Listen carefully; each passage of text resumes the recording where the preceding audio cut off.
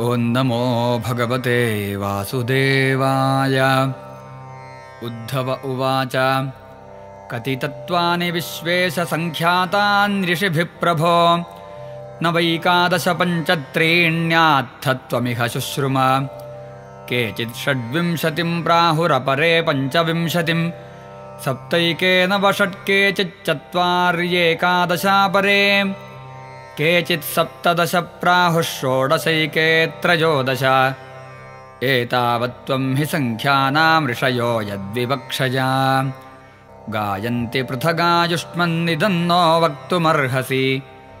श्रीभगवानुवाच युक्तं च सन्ति सर्वत्र भाषन्ते ब्राह्मणा यथा मायां मदीयामुद्गृह्य वदतां किन्नु दुर्घटम्। नैतदेवं यथार्थत्वं यदहं वच्मि तत्तथा एवं विवदतां हेतुं शक्तयो मे दुरत्ययाः। यासां व्यतिकरादासीद्विकल्पो वदतां पदम् प्राप्ते समदमेप्येति वादस्तमनुशाम्यति।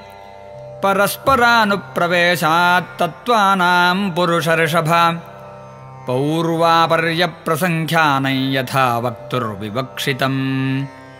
एकस्मिन्नपि दृश्यन्ते प्रविष्टानीतराणि च पूर्वस्मिन् वा परस्मिन् वा तत्त्वे तत्त्वानि सर्वशः। पौर्वापर्यमतो मीशां प्रसङ्ख्यानमभीप्सताम्।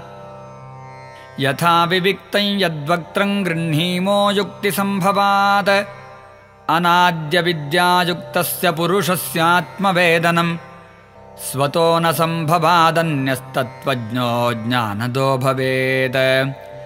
पुरुषेश्वरयोरत्र न वैलक्षण्यमण्वपि तदन्यकल्पनापार्था ज्ञानं च प्रकृतेर्गुणः। प्रकृतिर्गुणसाम्यं वै प्रकृतेर्नात्मनो गुणाः। सत्त्वं रजस्तमजिति स्थित्युत्पत्त्यन्तहेतवः। सत्त्वं ज्ञानं रजः कर्म तमो ज्ञानमिहोच्यते। गुणव्यतिकरः कालस्वभावः सूत्रमेव च। पुरुषः प्रकृतिर्व्यक्तमहङ्कारो नभोनिलः ज्योतिरापः क्षितिरिति तत्त्वान्युक्तानि मे नव। श्रोत्रं त्वग्दर्शनं घ्राणो जिह्वेति ज्ञानशक्तयः वाक्पाण्युपस्थपायैवङ्घ्रिकर्माण्यङ्गोभयं मनः। शब्दस्पर्शो रसो गन्धो रूपं चेत्यर्थजातयः गत्युक्त्युत्सर्गशिल्पानि कर्मायतनसिद्धयः। सर्गादौ प्रकृतिर्ह्यस्य कार्यकारणरूपिणी सत्त्वादिभिर्गुणैर्धत्ते पुरुषो व्यक्त ईक्षते। व्यक्तादयो विकुर्वाणा धातवः पुरुषे क्षया लब्धवीर्यासृजन्त्यण्डं संहताः प्रकृतेर्बलात्। सप्तैव धातव इति तत्रार्थाः पञ्चखादयः ज्ञानमात्मोभयाधारस्ततो देहेन्द्रियासवः। षडित्यत्रापि भूतानि पञ्चषष्ठः परः पुमान् तैर्युक्त आत्मसम्भूतैः सृष्ट्वेदं समुपाविशत्। चत्वार्येवेति तत्रापि तेज आपोन्नमात्मनः जातानि तैरिदं जातं जन्मावयविनः खलु।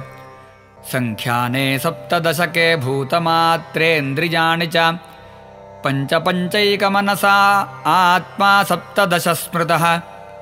तद्वत् षोडशसङ्ख्याने आत्मैव मन उच्यते। भूतेन्द्रियाणि पञ्चैव मन आत्मा त्रयोदश।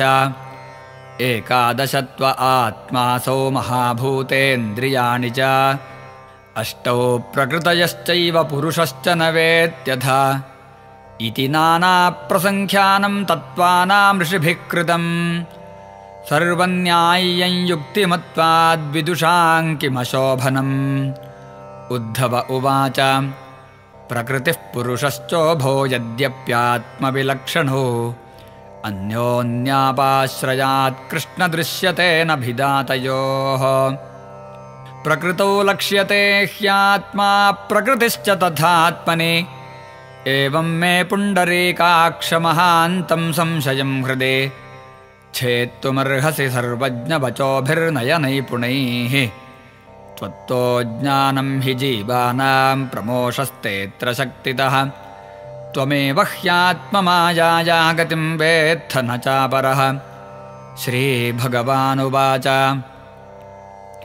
प्रकृतिः पुरुषश्चेति विकल्पः पुरुषर्षभ एष वैकारिकः सर्गो गुणव्यतिकरात्मकः ममाङ्गमाया गुणमय्यनेकथा विकल्पबुद्धिश्च गुणैर्विधत्ते वैकारिकस्त्रिविधोऽध्यात्ममेकमथाधिदैवमधिभूतमन्यते दृग्रूपमार्कं वपुरत्र रन्ध्रे परस्परं सिद्ध्यति यस्वतः खे आत्मा यदेषामपरो य आद्य स्वयानुभूत्याखिलसिद्धसिद्धिः एवं त्वगादिश्रवणादिचक्षुर्जिह्वादिनासादि च चित्तयुक्तम् योऽसौ गुणक्षोभकृतो विकारः प्रधानमूलान् महतः प्रसूतः अहन्त्रिवृन्मोहविकल्पहेतुर्वैकारिकस्तामस ऐन्द्रियश्च आत्मा परिज्ञानमयो विवादो ह्यस्तीति नास्तीति भिदार्थनिष्ठः व्यर्थोऽपि नैवोपरमेत पुंसां मत्तः परावृत्तधियां स्वलोकात्। उद्धव उवाच त्वत्तः परावृत्तधियः स्वकृतैः कर्मभिः प्रभो उच्चावचान् यथा देहान् गृह्णन्ति विसृजन्ति च तन्ममाख्याहि गोविन्द दुर्विभाव्यमनात्मभिः न ह्येतत्प्रायशो लोके विद्वांसः सन्ति वञ्चिताः। श्रीभगवानुवाच मनः कर्ममयन्द्रेणामिन्द्रियैः पञ्चभिर्युतम् लोकाल्लोकं प्रयात्यन्य आत्मा तदनुवर्तते ध्यायन्मनोनुविषयान् दृष्टान् वानुश्रुतानथ उद्यत्सीदत्कर्मतन्त्रं स्मृतिस्तदनुशाम्यति विषयाभिनिवेशेन नात्मानं यत्स्मरेत् पुनः जन्तोर्वै कस्यचिद्धेतोर्मृत्युरत्यन्तविस्मृतिः जन्मत्वात्मतया पुंसः सर्वभावेन भूरिदा विषयस्वीकृतिं प्राहुर्यथा स्वप्नमनोरथः स्वप्नं मनोरथं चेत्थं प्राक्तनं न स्मरत्यसौ तत्र पूर्वमिवात्मानमपूर्वं चानुपश्यति इन्द्रियाय न सृष्ट्येदं त्रैविध्यं भाति वस्तुनि बहिरन्तर्भिदा हेतुर्जनो सज्जनकृद्यथा नित्यदाह्यङ्गभूतानि भवन्ति न भवन्ति च कालेनालक्ष्यवेगेन सूक्ष्मत्वात् तन्न दृश्यते यथार्चिषां स्रोतसां च फलानां वा वनस्पतेः तथैव सर्वभूतानां वयोवस्थादयः कृताः सोऽयं दीपोऽर्चिषां यद्वत् स्रोतसां तदिदञ्जलम् सोऽयं पुमानिति नृणां मृषागीर्धीर्मृषायुषाम् मा स्वस्य कर्मबीजेन जायते सोऽप्ययं पुमान् म्रियते वामरो भ्रान्त्या यथाग्निर्दारुसंयुतः निषेकगर्भजन्मानि बाल्यकौमारयौवनं वयो मध्यञ्जरा मृत्युरित्यवस्थास्तनोर्नव एता मनोरथमयीर्ह्यन्यस्योच्चावचस्तनोः